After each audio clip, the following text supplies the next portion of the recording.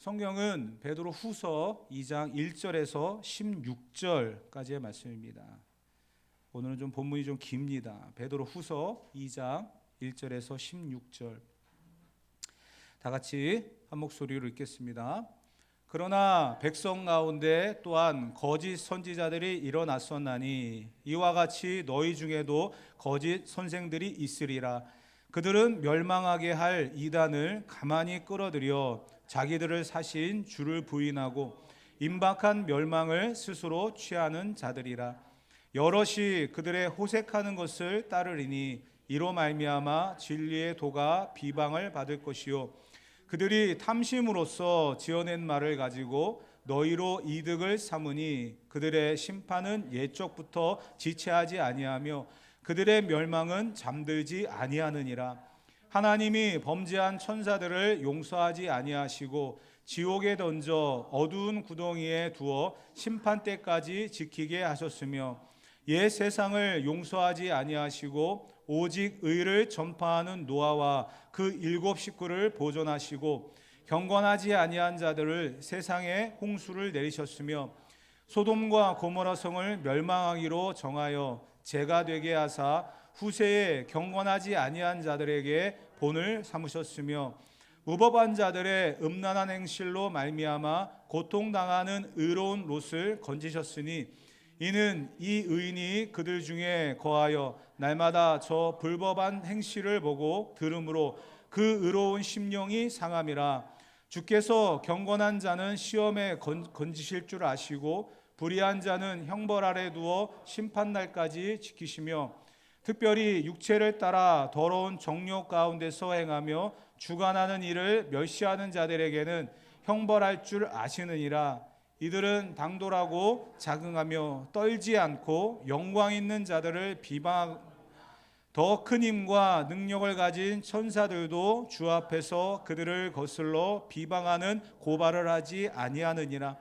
그러나 이 사람들은 본래 잡혀 죽기 위하여 난 이성 없는 짐승 같아서 그 알지 못하는 것을 비방하고 그들의 멸망 가운데서 멸망을 당하며 불의의 값으로 불의를 당하며 낮에 즐기고 노는 것을 기쁘게 여기는 자들이니 점과 흠이라. 너희와 함께 연애할 때에 그들의 속임수로 즐기고 놀며 음심이 가득한 눈을 가지고 범죄하기를 그치지 아니하고 굳세지 못한 영혼들을 유혹하며 탐욕에 연단된 마음을 가진 자들이니 저주의 자식이라.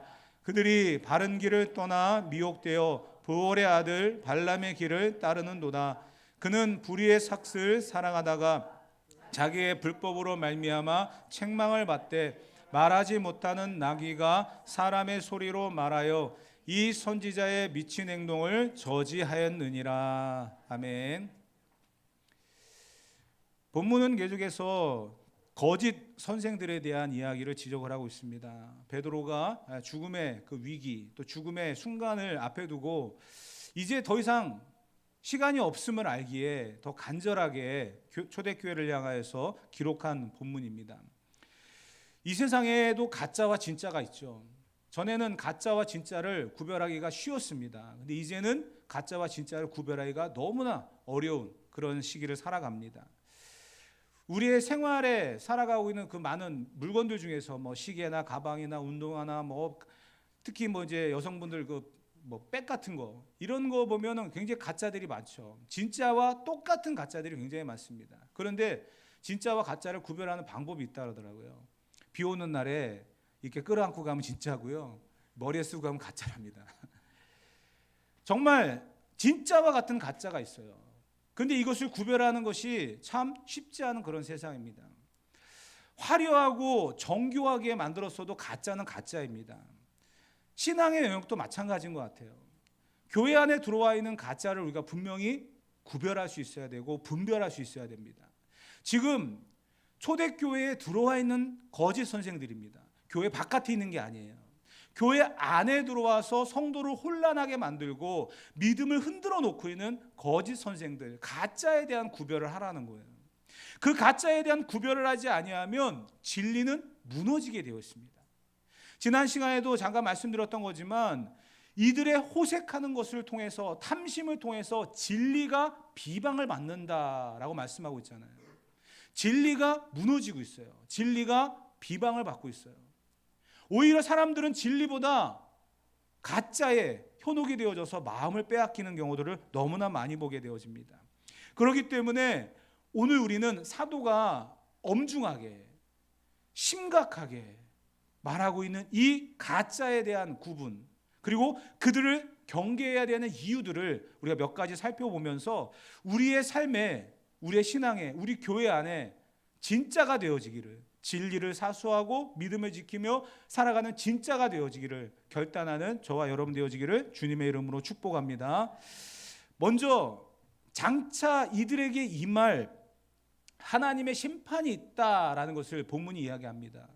지난 시간에 이들은 호색하고 탐심, 진리를 비방하는 호색과 더불어 자기의 이득을 위해 살아가는 탐심으로 가득한 자들이다라고 말씀을 드렸어요. 특별히 율법이나 하나님의 말씀이 아닌 이제 예수님이 십자가를 지시고 세우셨던 신약의 복음이라고 하는 이 진리를 무너뜨리는, 나를 죄에서 사신 그 그리스도의 구속의 은혜를 잊어버리고 망각하게 하는, 그것은 잘못된 것이다, 어떻게 사람이 죽었다가 살아날 수 있느냐, 그것은 너희가 믿어서는 안 되는 거고 오히려 그분이 하신 말씀에만 집중해라, 좋은 이야기 많이 했지 않느냐.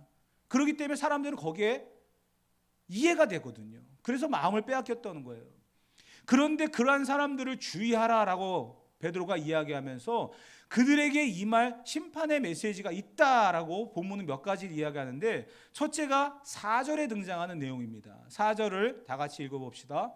하나님이 범죄한 천사들을 용서하지 아니하시고 지옥에 던져 어두운 구덩이에 두어 심판 때까지 지키게 하셨으며, 첫 번째가 바로 범죄한 천사들을 용서하지 않았다. 그러니까 범죄하게 되면 용서받지 못한다라는 것을 이야기하고 있는 거고요. 두 번째는요, 5절에 기록되어 놨습니다. 5절을 다 같이 읽어봅시다. 옛 세상을 용서하지 아니하시고 오직 의를 전파하는 노아와 그 7 식구를 보존하시고 경건하지 아니한 자들을 세상에 홍수를 내리셨으며, 노아 홍수 때를 이야기합니다. 노아 홍수 때에 하나님이 물로써 세상을 심판하신 이유가 뭡니까? 그 땅에 죄가 가득했기 때문입니다. 그 가득한 죄를 씻어내지 않으면 안 되는 상황이었기 때문에 물로써 세상을 심판하셨다는 거죠. 세 번째는 6절에 등장합니다. 6절을 다 같이 읽어보도록 합시다. 소돔과 고모라 성을 멸망하기로 정하여 재가 되게 하사 후세에 경건하지 아니한 자들에게 본을 삼으셨으며. 아멘. 소돔과 고모라, 정말 성적으로 문란한 타락한 그런 도시였습니다. 그래서 하나님께서는 어떻게 하셨습니까? 물로서는 더 이상 심판하지 않겠다라고 말씀하셨기 때문에 그 성은 불로 태워버렸죠. 죄가 가득하면, 천사도 타락하면 용서를 받지 못하는 거예요. 노아 시대에 많은 사람들이 죄가 가득했지만 그 죄가 죄인지를 모르고 살아가니까 물로써 심판해버리는 겁니다. 소돔과 고모라도 마찬가지입니다. 많은 사람들이 죄를 범하고 있었지만 그 죄에 대한 인식이 없으니까 하나님은 그 땅을, 그 성을 불로 태워버리는 거죠. 그러면서 뭐라고 얘기했어요? 후세에 경건하지 아니한 자들에게 본을 삼으셨다, 이렇게 얘기합니다. 우리는 분명히 이 사건들을 통해서 범죄한 자들에게 내리는 하나님의 형벌이 무엇인지를 알아야 됩니다. 하나님은 공의의 하나님이라고 말씀드렸잖아요. 지난 시간 잠깐 우리가 생각해 본다고 한다면, 주님이 나를 사셨다, 그러니까 죄인인 나를 의인으로 만들기 위해서 핏값을 지불하고 사셨다라고 하는 이야기를 드렸죠. 그런데 이 부분에 대해서 사탄에게 넘어가 있는, 죄인으로 사탄에게 속해 있는 우리를 사탄에게 핏값, 죄값을 지불하고 우리를 사갖고 온 게 아니라, 하나님이 우리의 죄를 용서하기 위해서는 반드시 생명은 생명으로, 죄는 죄로 갚아야 돼요. 그래서 그 죄는 반드시 핏값이 있어야 돼요. 그래서 구약에는 짐승을 죽였다라고 말씀을 드렸잖아요. 그래서 예수님이 십자가에 죽으셨습니다. 그래서 예수님은 사탄에게 죄값을 지불한 게 아니라 하나님께 죄값을 지불하고 우리를 샀다라고 말씀을 드렸잖아요. 그런데 이 부분에 대해서도 불의한 자들은 아니다라고 이야기했다라고 말씀을 드렸죠. 그만큼 우리는 불의한 자들이 이야기하고 있는 가짜, 그 이야기에 현혹이 되어져서 살아가는 경우들이 너무나 많다라는 거예요. 그런데 때로는 우리가 그런 생각들을 많이 하죠. 그러면 하나님 왜 그들을 가만 내버려 두십니까? 우리 주변에도 많고, 코로나 시작하는 그 시점에 가장 먼저 드러났던 이단들, 지금도 뭐 언론에서 막 떠들고 있는 그런 이단들, 너무나 많은 이단들이 지금 드러나서 그 이단들이 드러날 때마다 그냥 번개를 내리시고 불을 내리시면 다 깨끗해질 텐데 왜 하나님은 내버려 두십니까? 그런 이야기를 우리가 할 수 있을 거예요. 그런데 하나님께서 하시고자 하는 일들이 분명히 있다는 것을 우리는 성경을 통해서 보아야만 합니다. 9절과 10절, 오늘 본문 9절 10절에 이렇게 기록되어 있습니다. 다 같이 읽어봅시다. 주께서 경건한 자는 시험에서 건지실 줄 아시고 불의한 자는 형벌 아래에 두어 심판날까지 지키시며 특별히 육체를 따라 더러운 정욕 가운데서 행하며 주관하는 일을 멸시하는 자들에게는 형벌할 줄 아시느니라. 하나님께서는요, 경건한 자와 경건하지 않은 자, 불의한 자를 구별하신다는 거예요. 그러니까 진짜와 가짜를 구별하신다는 겁니다. 내가 볼 때에, 우리가 볼 때에 진짜와 가짜 구별하기 어렵습니다. 교회 안에 있으면서도 사람을 시험에 들게 만들고 어려움을 빠뜨리는 사람들도 있습니다. 믿음은 지키지 아니하면서 전통 때문에 교회를 어지럽히는 사람들도 굉장히 많습니다. 우리는 다 주의해야만 합니다. 그러한 사람들은 또 가짜라고 또 책망해서는 또 안 되겠죠. 분명한 것은 하나님 편에서 가짜와 진짜를 우리가 볼 수 있어야 되고요. 하나님은 그 가운데서 가짜와 진짜를 구별하셔서 진짜는 시험에서 건져주시고 가짜, 불의한 자는 형벌 아래 두신다. 이렇게 말씀하고 있습니다.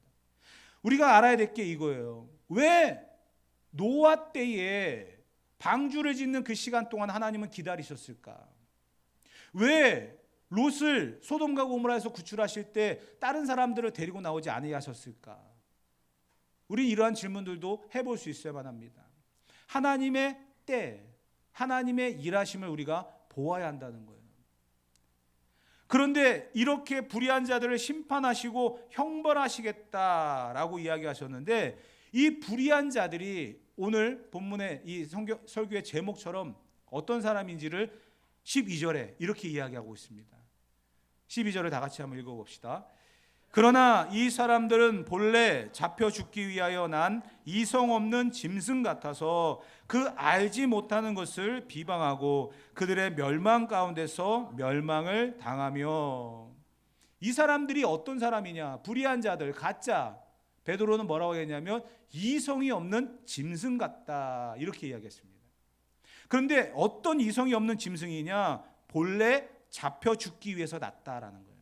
본래 하나님의 창조 목적은 거기에 있었다는 거죠. 그러면서 이성 없는 짐승 같은 불의한 자들에 대하여 하나님은 비방하고 멸망을 당하게 할 것이다, 이렇게 이야기합니다. 우리가 교회 안에 들어와 있는 또 많은 우리 주변에도 보게 되어지는 그런 이단들의 특징들을 우리가 분명히 보아야만 합니다. 이성 없는 짐승, 이성 없는 짐승은 어떻습니까? 앞뒤를 안 가리죠. 아무 생각이 없습니다. 우리는 분명히 그 이성 없는 짐승들에 의해서 피해를 보는 수많은 사람들을 봅니다.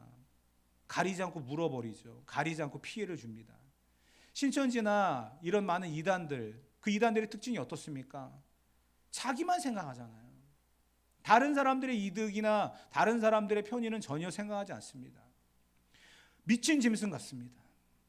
이성 없는 짐승이라는 표현이 똑같습니다. 부모가 반대하는데도 자녀들은 신천지에 빠져서 오히려 부모들을 떠나고 그 가정이 파탄나는 경우도 봅니다. 이성 없는 짐승이에요. 생각이 없어요. 우리는 주변에 이러한 것들을 보면서 다시 한번 우리가 경각심을 가져야 되고, 우리가 이 세상의 속임수에 빠지지 않도록 우리 스스로를 돌아보는 그런 지혜가 있어야만 할 것입니다.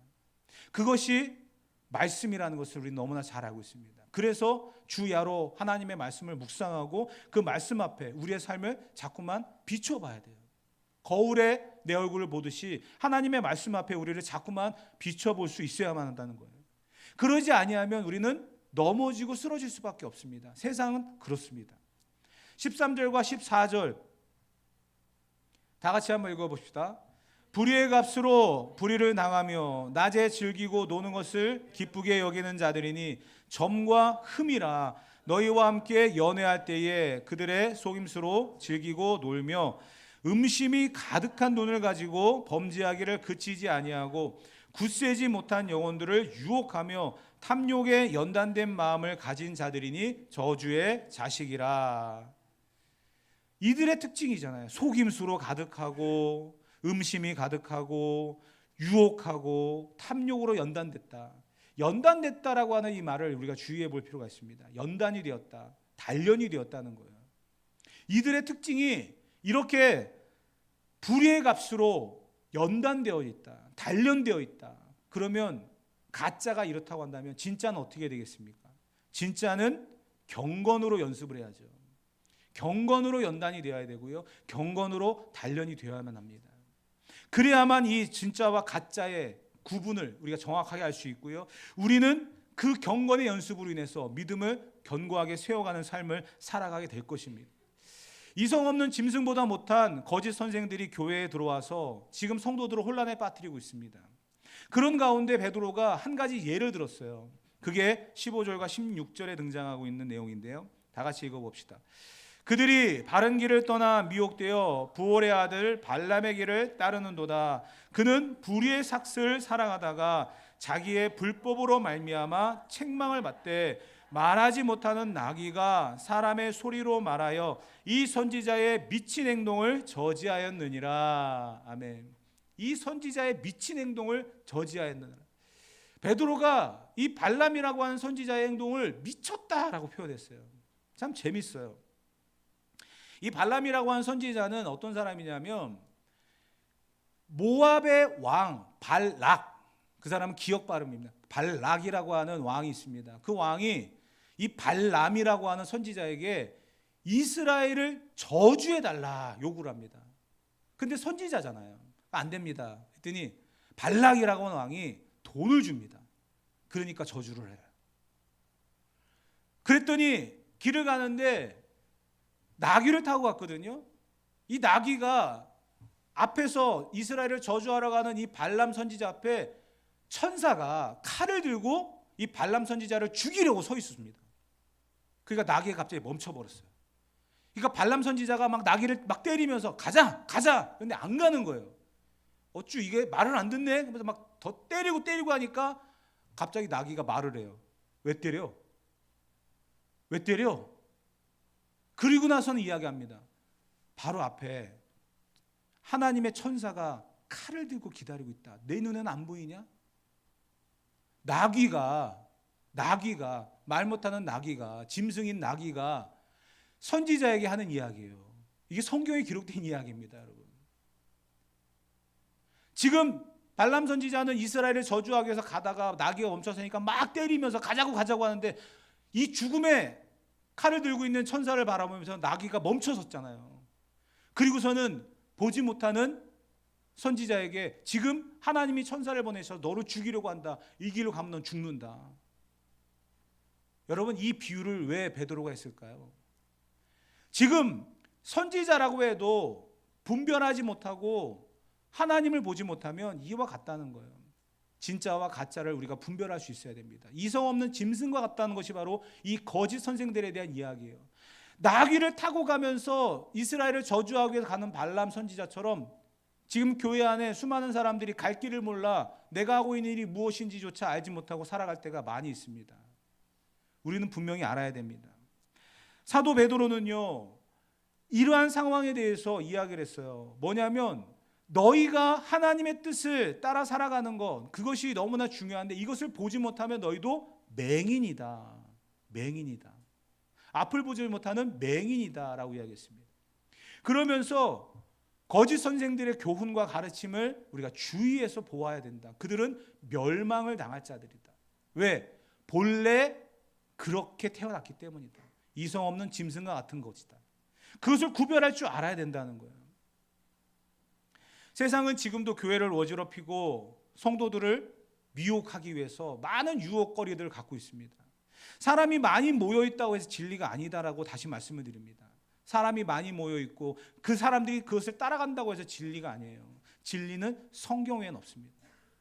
그 수많은 사람들이 따라가는 그곳에 성경이 있는지 없는지를 봐야 돼요. 성경을 사사로이 풀지 말라라고 하는 베드로의 이 말씀도 여러분 기억해야 됩니다.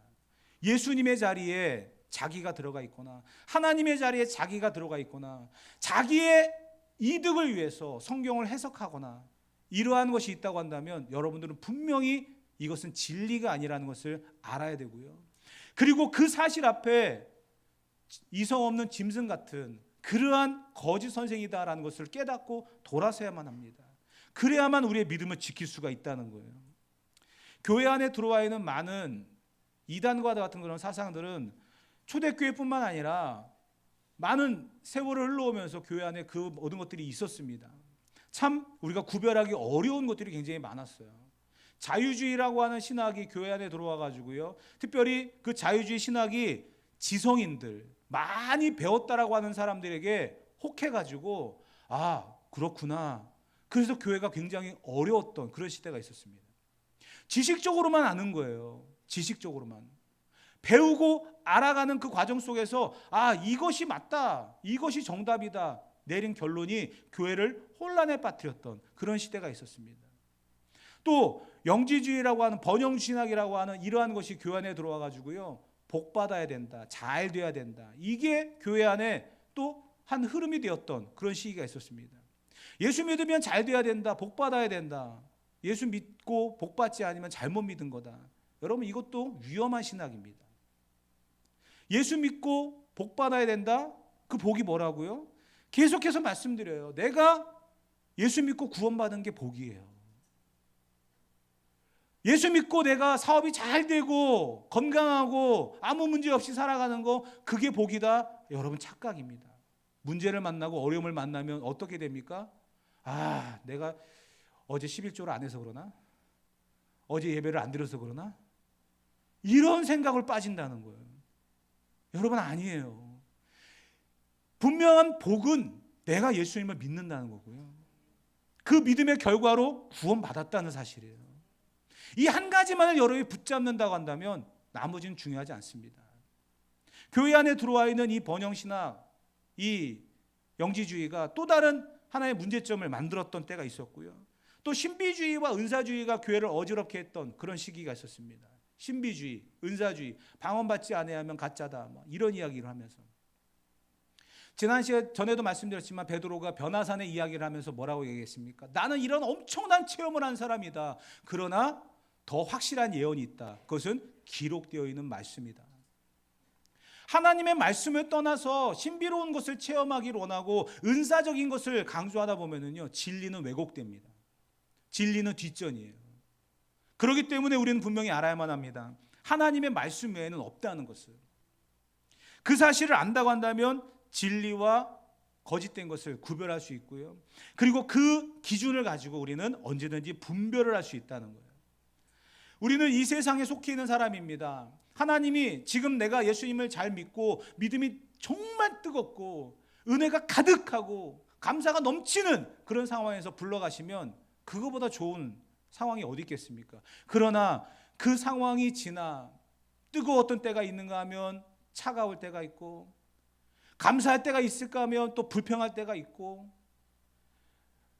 자식들을 바라보면서 정말 행복하고 기쁠 때가 있는가 하면 아유 이 왼수 내가 이걸 낳고 미역국을 먹었나 할 정도로 실망스럽고 마음 아플 때가 있고 왜 그런 인생의 굴곡을 살아가게 하십니까? 왜 그렇게 인생은 살아가야만 할까요? 여러분 그 가운데서 하나님은 우리를 그 뜻을 이루기 위해서 오늘 살아가게 하셨다는 거예요. 시험에서 우리를 건지시고 아 그래서 역시 하나님이구나. 내가 어려움을 만났을 때에 하나님이 나를 인도하시는구나. 오히려 행복하고 감사할 때보다 내가 힘든 일을 만나고 위기를 만났을 때 하나님의 도우심이 더 강력하지 않습니까? 그때 하나님의 도우심을 받으면서 우리의 믿음을 더 견고하게 세워가고 하나님을 의지하는 믿음으로 살아가라고 우리를 이 세상에 두시는 거예요. 그렇지만 살아가는 모든 순간들이 시험이고 연단일 때가 많이 있죠. 왜냐하면 하나님께서는 우리만 살아가게 하신 게 아니라 타락한 천사들, 마귀들, 사탄을 이 세상의 왕으로 보내셨기 때문이에요. 그게 참 아이러니한 그런 진리입니다. 왜냐하면 요한복음에 예수님께서 이야기하실 때 사탄을 세상의 임금이다라고 이야기하셨어요. 하나님이 쫓아내셨거든요. 이 세상은 사탄이 쫓김을 받은 곳입니다. 그렇기 때문에 그 세상의 임금으로 쫓김을 받은 이 사탄이 자기 사람 만들려고 자꾸만 성도들을 유혹하고 교회를 어지럽히는 거예요. 그때에 우리가 지켜야 될 게 뭡니까? 복음이고요, 구원의 확신입니다.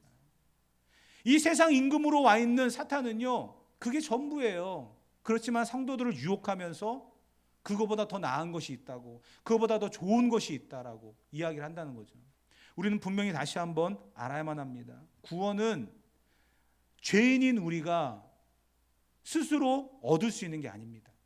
반드시 예수님의 피값이 있어야 되고요, 그 단계를 거쳐서 그것을 믿는 자들마다 멸망치 않고 영생을 얻는다라고 성경 우리에게 말하고 있습니다. 가짜와 진짜, 그것을 구별하지 아니하면 우리의 삶은 지금도 소돔과 고모라가 될 수 있고요, 노아의 홍수가 될 수 있어요. 수많은 사람들이 살아가고 죄를 향해서 달려갔지만 진리를 향해, 하나님의 말씀을 향해 나아가는 사람은 소수였다는 것. 그렇지만 하나님은 그들을 통해서 역사하셨다는 것. 오늘 살아가는 우리가 진리 안에서, 말씀 안에서 믿음을 지키며 살아간다고 한다면 오늘 우리는 하나님이 기뻐하시는 사람이 될 줄 믿습니다. 그것이 멀리 보지 못하는 맹인으로서 무너지는 자가 아닌, 지금의 내 현실 앞에 감사할 줄 아는 사람, 진리에 대한 분별력으로 가짜를 구별하면서 내 믿음을 견고하게 세우는 사람이 될 줄 믿습니다. 저와 여러분들이 이러한 삶을 살아가서 나그네와 같은 이 인생의 모든 순간들을 믿음 안에서, 진리 안에서 견고하게 살아갈 수 있는 저와 여러분 되어지기를 주님의 이름으로 축복합니다.